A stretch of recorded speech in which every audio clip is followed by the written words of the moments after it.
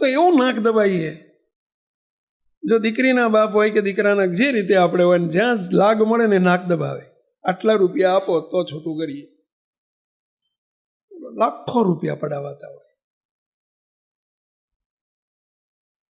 એક વખત એટલું તો વિચારો કે એની જગ્યાએ હું હોઉં તો મારી દશા શું થાય.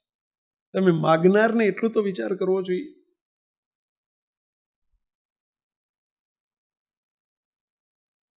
તો સોના સત્સંગી આપણે.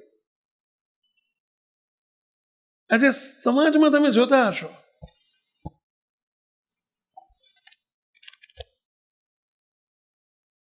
સૌરાષ્ટ્રમાં જેને પૈઠણ કહેવાય છે, સૌરાષ્ટ્રમાં પૈઠણ શબ્દ વપરાય છે. તમારી ભાષામાં દહેજ કહેવાય.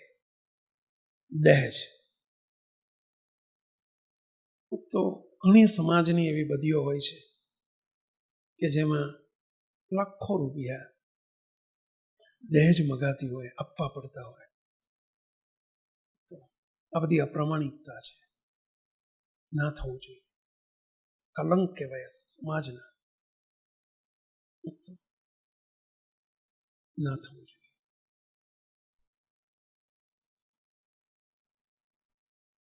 પૈસાના ભૂખ્યા ના બનો. માત્ર કોકના મા બાપ, એ પણ કોક દીકરીના મા બાપ છે.